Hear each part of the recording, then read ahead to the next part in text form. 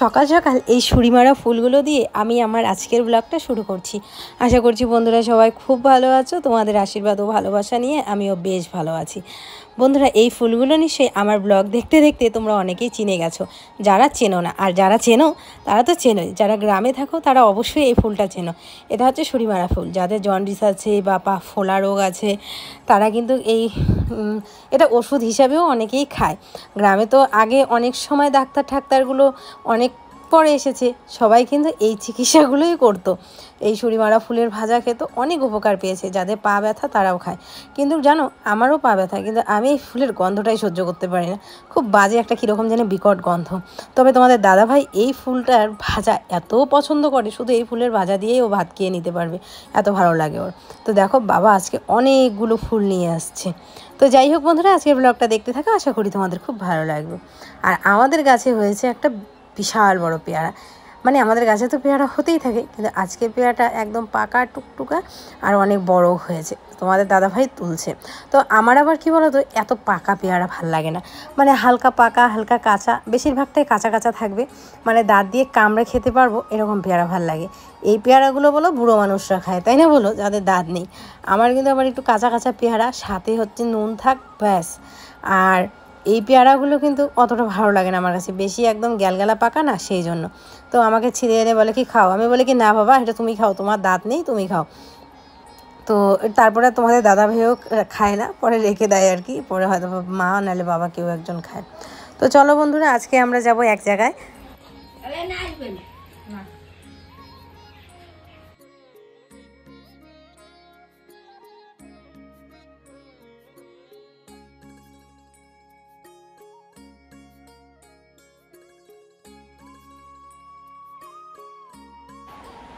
তো দেখো রেডি হয়ে পড়লাম, দাঁড়াও কোথায় যাচ্ছি দেখতে থাকো ব্লগটা, তাহলে বুঝতে পারবে। আর এরা বাপ বেটা যদি বাইকে ওঠে ব্যাস এরও আনন্দ। মানে তোমাদের দাদাভাইয়ের কিসের আনন্দ, মানে ছেলেকে নিয়ে যাচ্ছে এটাই আনন্দ। আর পুচকু এত যে আনন্দ পায়, বাইক বলো গাড়ি বলো, ওকে ঘুরতে নিয়ে গেলে খুব বেশি ভালোবাসে। কারণ ওর বাবা মা দুজনেই ঘুরতে পছন্দ করে। তো ছেলেটাও আমাদের ঠিক এরকমই হয়েছে, ও খুব ঘুরতে ভালোবাসে। আর দেখো রৌদ্রু লাগছে, যার কারণে চোখটা এরকম করে তাকিয়ে আছে ছোট করে। মাঝখানে এত বললাম যে মাঝখানে মাঝখানে বস, কারণ ঠান্ডা লাগবে, হাওয়া লাগবে। যদিও বা গরম উঠেছে, রৌদ্র উঠেছে, কিন্তু ও কিছুতেই মাঝখানে বসবে না, ও সামনে বসবে। এখন বড় হয়েছে তো, এখন জিদটা বুঝে গেছে, জিদ করতে শিখেছে। আর খুব ঝগড়া করে, জানোই তো তোমরা। এই দেখো কী বলতে যাচ্ছে আর কি। আর সামনে মাঝখানে বসলে তো অত কিছু দেখতে পারে না, এই দুইজনের মাঝখান দিয়ে চিপা দিয়ে যতটুকু দেখা যায়। সামনে বসলে তো সব দেখতে পারে। ও বাবা নাচতেও যাচ্ছে। তো সেই জন্য এখন সামনে বসার জিদ, পিছনে কিছুতেই বসবে না। তো আমি কি করব, এখন সামনে বসতে চাই, আর বসতে যেহেতু পারে। আর এদিকে দেখো চারিধারে রাস্তার দুই পাশে, মানে দুই ধারেই কিন্তু এইভাবে পাটকাঠি শুকাতে দেওয়া।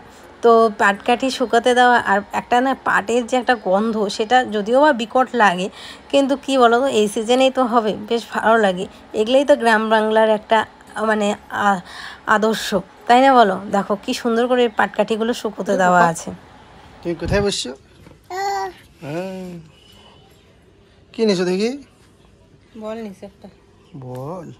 ইসে প্যাম্পাস ডবল এক্সেল নাই না? ডবল এক্সেল আছে।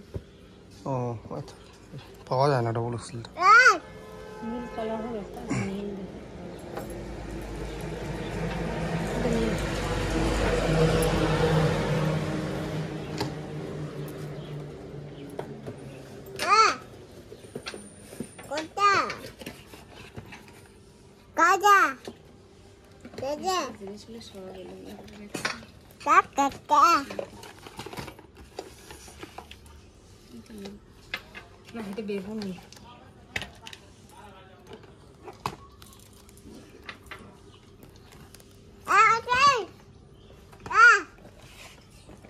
কি বলো তুমি?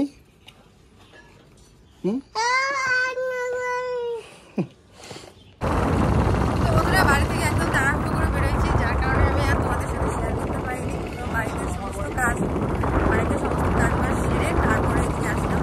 তো রান্না করিনি, রান্না মাই করবে আর কি। এমনি সকালে স্নান করা, উঠান ঘর ঝাড়া, তারপর হচ্ছে ঠাকুর পুজো দেওয়া, সমস্ত কিছু করে নিয়েছি। জামা কাপড় সমস্ত ধুয়ে দিয়েছি, বাসন ধুয়ে দিয়েছি। তো মা আর বাবার জন্য রান্না করে নেবে।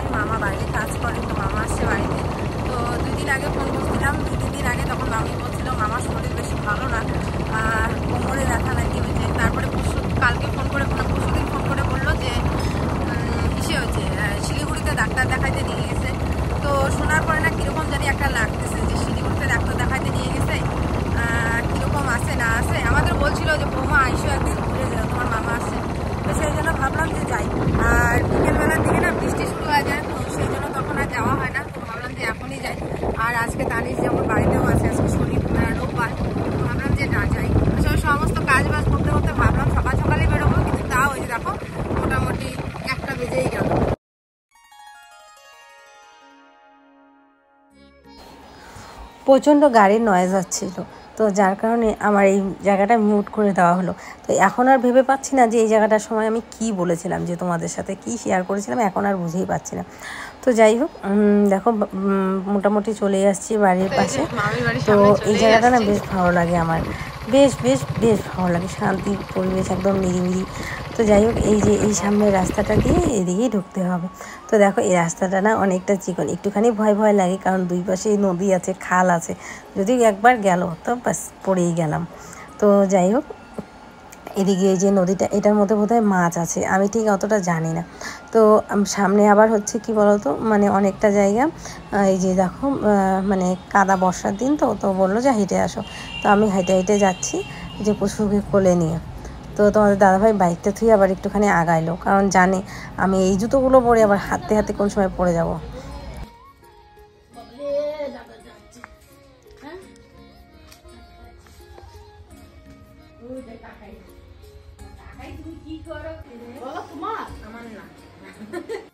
এই যে হলুদ কালারের গেঞ্জি পরা, এটা হচ্ছে আমার মামা শ্বশুর, আর মামিকে তো তোমরা অনেক আগেই দেখেই।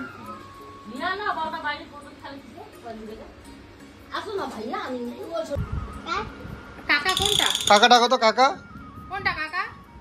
এইটা কাকা কোনটা? কোনটা বলো, কোনটা কাকা? এটা তো পাখি। বলো কাকাই। এই যে কাকা, ডাকো কাকা। এই বাবারি বাবা, কত দূরে যেয়ে পড়লো। পুরো মারতে হয় না, করো করো। ওরে বাবা ভীষণ। এই এমন করে না, এরকম করে, এরকম করে। হ্যাঁ হ্যাঁ, দেখো আবার এখানে এসে দাঁড়াও। উস,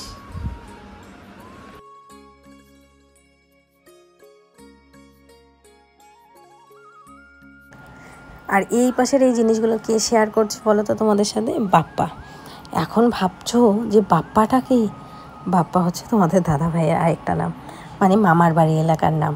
এখানে সবাই ওকে বাপ্পা বলেই চেনে, না তরুণ নামে চেনে, না তানিশ নামে চেনে, এখানে সবাই ওকে বাপ্পা বাপ্পা করে ডাকে।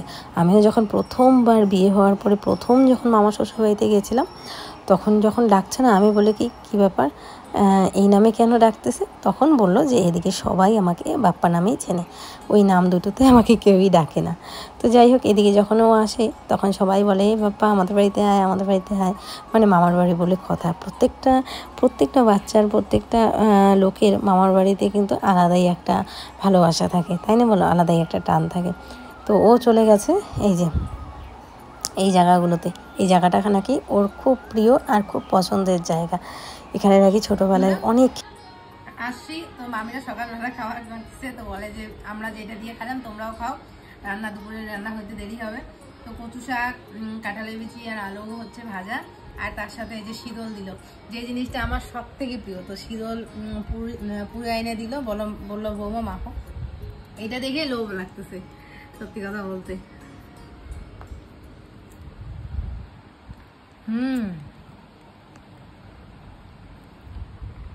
কচু শাকটা দারুণ হয়েছে। শুকনো মাছ দিয়ে ভাজা করছে।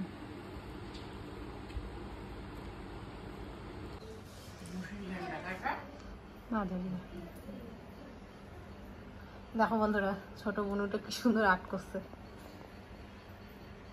শিব পার্বতী সরস্বতীটা রং করলে বেশ ভালো লাগবে।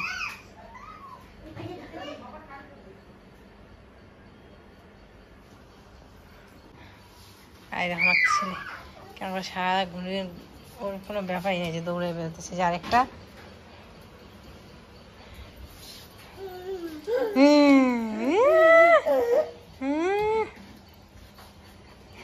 আজকে সারাদিন ঘুমায় নাই, ও সারাদিন ঘুমায় নাই।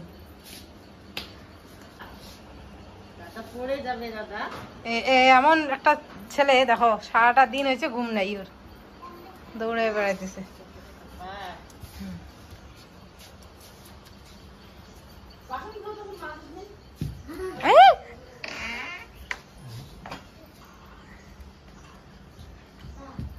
আস্তে আস্তে বাবা, তুমি আস্তে খেলো, তুমি আস্তে খেলো বাবা।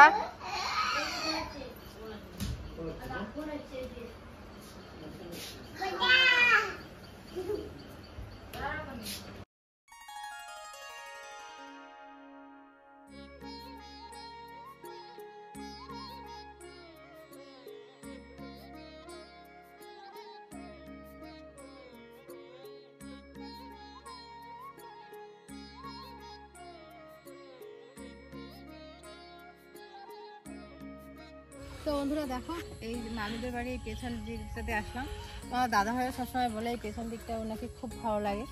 তো ও বলে যে আসলে এই জায়গাটায় নাকি ওর ছোটোবেলার কথা মনে পড়ে যায়, ওদিকে আকাশ ডাকতেছে, মনে হচ্ছে বৃষ্টি আসবে। আসলে আমার না সত্যি কথা বলতে ওই জায়গাটাতে যাওয়ার খুব ইচ্ছা হয়েছে, ওখানে গাছ, ঘন গাছ, ওই জায়গাটাতে যাওয়ার খুব ইচ্ছে, কিন্তু কোনোদিনও যাইনি। তো একদিন না একদিন যাবো। পুষ্প একটুখানি বড় হোক, এখন মামির কাছে আছে। তো আমি বলতেছে যখন মানে প্রথম যখন আসছি তখন একটুখানি আসতে মানে কোলে নেওয়ার সময় বা আসতে একটুখানি ইসে করতেছিল, আর এখন দেখো মিশে গেছে, এখন মামিদের কাছেই আছে, ওর পিসিদের কাছেই আছে। তো বলতেছে হ্যাঁ এখন মিশে গেছে। হোক এই জায়গাটা বেশ ভালো লাগতেছে, দেখো ব্যাকগ্রাউন্ডটা। তো মামা আসছিল, মামা এতক্ষণ ছিল বাড়িতে, মামা এখন ঘাস টাস তুলে একটুখানি গেল বাজারে। তো মামা আসলে পরে আমরাও বেরোবো, বিকাল হয়ে গেছে। আর ওদিকে হচ্ছে বদ্দি ফোন করলো এখনই, ভূমি তারপরে হচ্ছে আর হিয়া নাকি আসতেছে আমাদের বাড়িতে, টোটোতে তুলে দিছে, ওরা বলে আসতেছে। তো আমরাও তাড়াতাড়ি বেরিয়ে যাব, যেহেতু ওরা আসতেছে। তো ওরাও ভাইকে দেখার জন্য আসতেছে, বুঝতেই পারতেছি।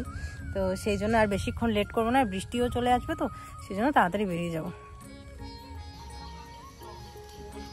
ভাই এ ভাই ভাই কার মতো হচ্ছে দেখতে পাবো? কার মতো?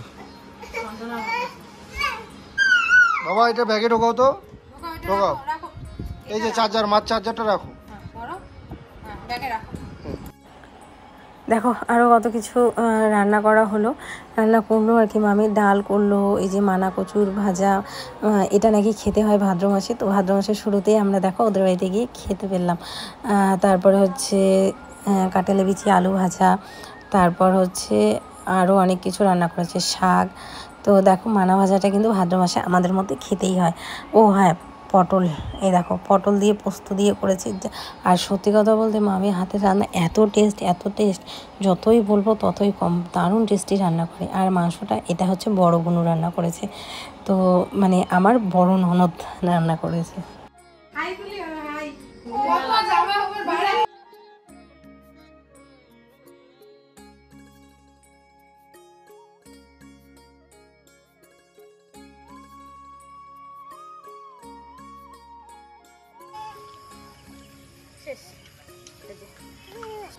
বাড়িতে আসার পরে ভিডিওটা এন্ড করাই হলো বন্ধুরা। পুচকু একদম গাড়িতেই ঘুমিয়ে পড়েছিল, আসলে ওর খুব ঘুম পেয়েছিল দিনের বেলা, যেহেতু ঘুমাইনি ওইখানে দুপুরবেলার দিকে, তো ও ঘুমিয়ে পড়েছিল, তো এখন ঘুমাচ্ছে।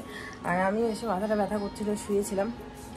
তো এদিকে মামার বাড়িতে যাওয়ার সময় একটা দোকানে ঢুকেছিলাম, দেখতেই পেয়েছিল, ওই দোকান থেকে এই যে পুচকু বায়না করছিল এই বলগুলো। তো এই বলগুলো একদম পন্সের মতো, দেখো বেশ ভালো লাগছিল, স্মাইলি ফেস। তো পুচকুর জন্য এই যে এই বলটা নিলাম, 25 টাকা দাম নিয়েছে।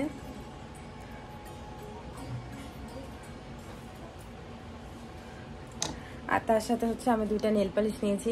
আমার নেল পালিশগুলো না সবগুলো শুকায় গেছে, তো আর শুধুমাত্র একটাই আছে কালো কালারে। তো ভাবলাম যে না, একটু অন্য কালারের নেল পালিশ নেই। তো সেই জন্য দেখো এই নীল কালারের একটা আর সবুজ কালারের একটা, এই 2টা কালার একদম আনকমন বা কালার, এই 2টা কালারের নেল পালিশ নিলাম।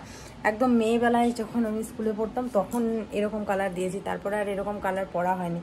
তো সেই জন্য এই 2টা কালার নিয়েছি। তো রাত্রেই পরবো। এই যে হাতে লাল কালারগুলো আছে না, এগুলো তুলে এই যে পুচকু ঘুমাচ্ছে, আর সেই মশারি টশারি ভালো করে টানিয়ে দিলাম, ও ঘুমাচ্ছে। ওর দুধটা ওইখানে নিয়ে এসে রাখলাম, একটু পরে দুধ খাওয়াবো।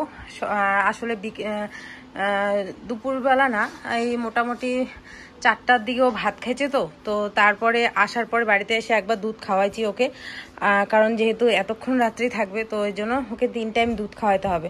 তো এখানে দুধ নিয়ে আসলাম 1 বোতল, এটা হচ্ছে এখন একবার খাওয়াবো, আবার রাত্রি মোটামুটি 11টা সাড়ে 11টা তখন একবার খাওয়াবো। তো এই যে এখন ঘুমাচ্ছে। আর দেখবে আজকে আমার কতগুলো জামা কাপড় জমছে, এই দেখো এতগুলো জামা কাপড় জমছে। এদিকে যেটা আসছে, তো রাত্রেবেলা ওদের খাওয়া দাওয়া হচ্ছে ডিম ভাজা আর কি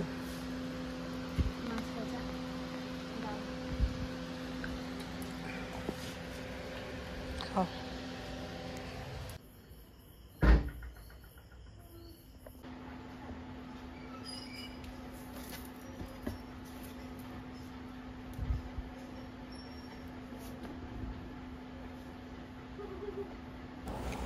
যেহেতু রাতের দিকে খাওয়া দাওয়া, রাতে না মানে সন্ধ্যার দিকে খাওয়া দাওয়া করেছি না, তো সেই জন্য আর আমারও খিদে এনার্জি খাবো না, আর তোমাদের দাদাভাইও বললো ও খাবে না। তো যাই হোক, এদিকে দুধটা গরম করে নিয়ে আসলাম, কারণ পুচকু কালকে দুপুরবেলার দিকে কালকে বলছি মানে দুপুরবেলার দিকে ভাত খেয়েছে, তো আজকে একটুখানি দুধটা ওকে বেশি লাগবে, দুধ খাওয়াতে হবে। তো যার কারণে ওইদিকে হচ্ছে দুধটা গরম করে নিয়ে আসলাম, আসার পরে একবার দুধ খাইয়েছি, তারপরে রাত্রে দুবার খাওয়াতে হবে আর কি। তো এদিকে হচ্ছে আমি একটুখানি ভাবলাম যে একটুখানি নেল পালিশ দিই, যেহেতু একটু ফাঁকাই আছি, আর রাতের রান্না তো মাই করেছে, রাতের রান্না মাই করে, দিনের বেলাটা আমি করি আর রাত্রেবেলাটা উনি করে। কারণ রাত্রেবেলা না সত্যি কথা বলতে আমার রান্নাঘরে ঢুকতে ইচ্ছা করে না, আমার রাগ উঠে রান্নাঘরে ঢুকলে, রাতের দিকে করতে বলছি। কিন্তু দিনের বেলা ঠিক আছে, দিনের বেলা আমাকে 10টা 5টা 12টা যদি তরকারি রান্না করতে দেয় আমি তাও করতে পারবো, কিন্তু রাত্রেবেলা আমার না সত্যি শরীরের একদম এনার্জি হয় না, তখন মনে হয় আমি একটুখানি শুয়ে থাকি এরকম মনে হয়। তো আর জানো কদিন ধরে আমার রাতেও ঘুম হচ্ছে না, কারণ পুচকুকে এখন তুলে তুলে হিসু করাতে হয়, কারণ ওকে আর এখন প্যাম্পার্স আমি পরাই না। কোথাও গেলে তখন যদি পরাতে হয় তাই আর কি, কিন্তু আমি বাড়িতে এখন আর রাতের বেলা করে প্যাম্পার্সটা ইউজ করি না, কারণ এখন এমনিতেও প্যাম্পার্স ইউজ করলে দেখো 1000 টাকা করে লাগে মাসে, তো যদিও এটাও সেভ হয়ে যায় অনেকটা, তাই না? তো দেখো আমার হাতে নেল পালিশগুলো পরে নিলাম, কেমন লাগছে, যদিও বা হাতটা আমার এখন অনেকটাই খারাপ লাগে, অতটা ভালো লাগে না, তাই না বলো? কিন্তু পরলাম আর কি, শখ এই কালারগুলো পরবো। তো কেমন লাগছে তোমরাও কমেন্ট করে জানিও। আগে তো বড় বড় নখ ছিল, পরলে বেশ ভালো লাগতো, হাতটাও দেখতে সুন্দর ছিল, আর এখন দিন যাচ্ছে হাতগুলো বুড়ি মানুষের মতো